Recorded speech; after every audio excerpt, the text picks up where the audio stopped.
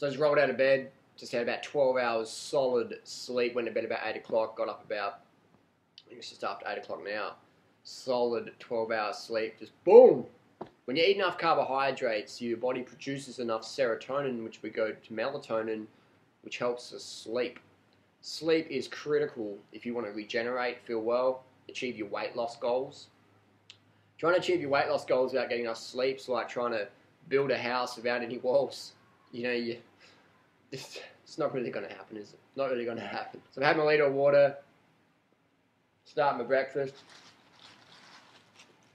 You can see that. That's how many bananas I'm going to be eating today. They don't go spotty. They don't go spotty, but they just start to break off. Like if you see, they come off really easily like that. So they're a Thai variety. They're called the Guay Hom. It's a really good banana. My favourite banana in the world, really. Well, one of my favourites because there's so many different banana varieties out there. They're all pretty damn good, but the Guay Hom, definitely a favourite. So question of the day, Harley, what's the deal with glycogen? Glycogen is what we call, in the medical world, stored glucose in the muscle, the livers, and the blood. That's where we store our glucose, muscle, livers, blood.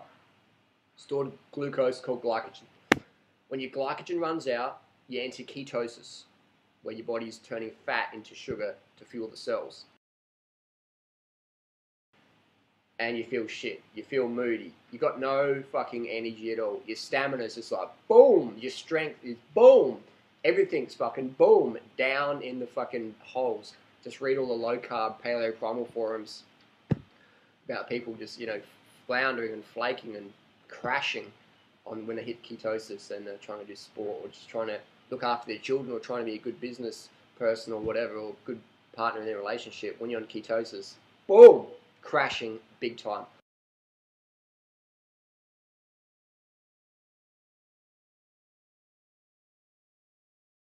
But so why do people promote this ketosis scam, Dr. Atkins fad? Why do people promote it? Well, there's this whole misbelief that if you don't burn all your glycogen, you can't start burning fat. That's their whole premise, is if you want to get lean, you got to eat no carbohydrates and just be in ketosis all the time. And if you've got any glycogen excess and you don't burn it off, it's going to get stored as fat. I'll tell you what, I've been vegan for coming up 11 years now. High carb vegan, overeating every single fucking meal on carbohydrates. Keeping my fat low, overeating on carbohydrates every single meal. First it used to be rice and oats and barley and corn and amaranth and quinoa and millet, potatoes, yams, things like that. And then it's become fruit, simple, sugary, high fructose fruits like bananas, dates, mangoes, jackfruit, champadak, grama chama, mangoes, grapes, melons, oranges, citrus, sugary, sugar-filled, glucose-rich, fructose-rich fruits. Every meal, overeating according to the gurus. Durianrider eats too much fruit and he's going to put on a lot of weight. But reality is, if it made you fat, I'd be fat. Freddie would be fat. We hardly train at all. Yeah, we're fit. We're very, very fit.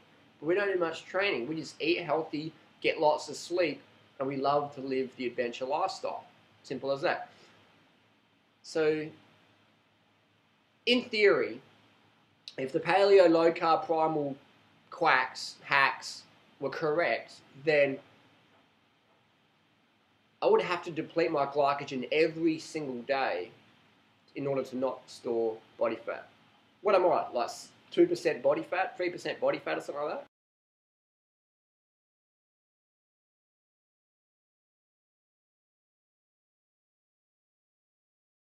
The question I got asked today was, do my glycogen stores have to be depleted, otherwise I'm going to store fat? In other words, they're saying, if you don't use up all your glycogen every day, it gets stored as fat, which is fucking rubbish. The last time I depleted my glycogen, let me think. Last time I fucking hit the wall, last time I felt really shit and entered ketosis.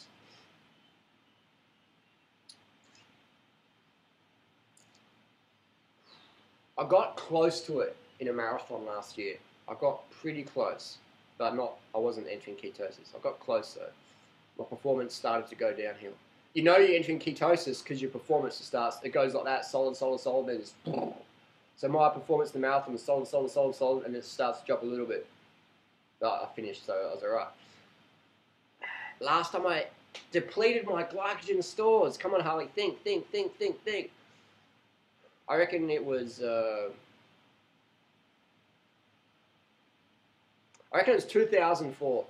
2004, I did a bike race, and we're riding home, and I just bonked full on. But even then, I just a little bit bonked. You know, I didn't really go into the full on ketosis thing. Man, it's fuck. When was the last time it happened? I reckon it's probably 2002 when I cycled across Australia. And one time when I literally ran out of food and I was creeping. I started crying. I reckon it would have 2002. 2002 was the last time I depleted all my glycogen stores. So I'd say, yeah, 2002, last time I depleted my glycogen stores completely. Depleted. Is that a word? That's the last time I depleted. That's the last time I depleted my glycogen stores. Coming up 10 years. Coming up 10 years is the last time I fully just exhausted my glycogen stores.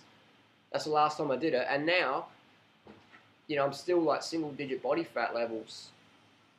So how does that work? So what happens to excess carbohydrates? What the fuck happens to excess carbohydrates you eat? On your weight loss journey, people are going, carbs, don't eat the carbs. Carbs are the slimming foods. You need carbohydrates to burn fat. Otherwise, your mood goes down and you don't want to do shit. You can't do nothing. It's like putting the fuel in the car.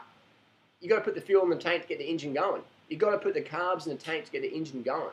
You want to burn the fat, load up on carbohydrates. Most people think of carbohydrates as Big Macs, cheesy meat lovers pizza with a cheese-filled crust. The reality is, carbohydrates, rice, potatoes, fruits, starches, quinoa, millet, amaranth, things like that. Low fat, high carb, plant-based, vegan starches. Carbohydrates, fruits. That's what carbohydrates are. So when you hear me talking about carbohydrates, I'm not talking about chocolate, milk, or fatty, greasy, cholesterol, saturated fat, heart attack foods like that. I'm talking clean, lean, mean plant foods, with fruit being like the pinnacle, because fruits are so nutrient dense and it tastes great. So that just totally debunks the whole carbohydrate myth that you have to deplete your glycogen stores, otherwise it gets burned as fat. But where's the science behind that? Because I can just talk about my personal theory and my personal experience, single digit, 3% body fat after 11 years carbohydrate feeding every single fucking meal. But where's the science? How do we explain Durianriders got 3% body fat after 11 years in the high carb program? How do we explain that? It's something called dietary thermogenesis. Dietary thermogenesis. Look it up. Excess carbohydrates you eat, oxidizes fat. Simple as that. Simple as that. So look it up. Dietary thermogenesis. So next time, one of your low carb, paleo, primal friends, or you're reading Mark Sisson's forum, or Rob Wolf, or Sally Fallon, or any people like that are saying that watch the carbohydrates make you fat, don't eat too many carbs. You say, well, actually, Mark, Sally, Rob, Sean Croxton, Gary Torbs, Lauren Cordain, whoever, you guys are actually wrong. Excess carbohydrates, there's a word called dietary thermogenesis. There's a thing called dietary thermogenesis. Look it up. Look it up. That's why you never see any fat carbohydrate munchers. Ever. You don't see any long-termers who are fat. You might see some people who are a bit floppy because they don't train at all. But they're still trim people. If you look at their diameter, they're small. They might be floppy because they just don't use their body at all. They just sort of do nothing, which is cool, but it's not good for your health. So if you want to achieve your weight loss goals, you've got to smash in the carbs, keep the fat low, under 10% of total calories, 10 grams of carbohydrates per kilo of body weight per day, and if you're going out riding your bike or whatever, 1 gram of carbs per kilo of body weight per hour, and just live the adventure lifestyle. And if you limit your carbohydrates, you are going to limit your ability to live at your peak levels every single day. You're going to limit your ability to get the 12 hours sleep so you can recharge. Today's is going to be a cracker day. This whole weekend is going to be a cracker weekend because I'm just so carved up, slept, and hydrated. It's going to be a fucking awesome weekend. So don't believe the hype that you have to deplete your glycogen stores because excess glycogen gets burned via dietary thermogenesis. Simple as that. And the reality is that, if if I had to burn my glycogen stores every single day, if I had to bonk, when you run out of glycogen, it's called bonking or hitting the wall. And you go to a marathon, and go to the 20-mile mark. So ride your bike to the start, watch everyone's faces, everyone's happy and chirpy, and then ride your bike to the 30-mile mark, the loop, cut across, whatever. Just sit down there and wait. Just watch. Watch for the fastest runners to come through. Sit there for an hour or 2 hours and just watch people coming through.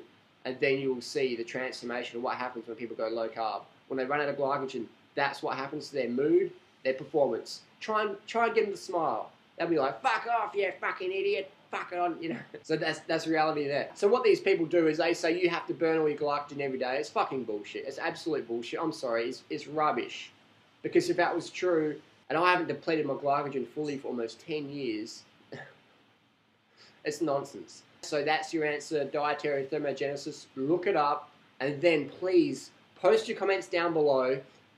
Send me some information of someone who's a fat, long-term, high-carb, low-fat, vegan, fruit bat, rice muncher, or whatever. Send me the details, like link me to their blog or whatever, so I can look it up and share. Because I've got a $10,000 reward for anybody who can show me the fat, long-term carb muncher. $10,000. I've got the money. You can guarantee that. So I want to give it to someone. So I've got $10,000 for anybody who can show me the fat, high carbohydrate, low fat, under 10% of total calories, long-termer, fruit muncher, rice muncher, whatever, vegan. If you can send me their details, their blog, or giving me the data, I'll give you $10,000. That's my word. That's my word. That's how confident I am on this program. $10,000. Can you take it from me? I've got it. We'll give it to you via PayPal. That's the competition. Please share that message around. Don't forget to hit the like button if you like this video. And subscribe to my channel because I'm always putting out awesome videos for weight loss, health, lifestyle, loving the life. I'll see you next video. Thanks for watching. Carb up, because I'm sure gonna. Gotta get a sweat up. If you want to get fit, you gotta do it. If you want to stay fat, you gotta keep doing what you're doing. Keep doing nothing. Keep eating shit.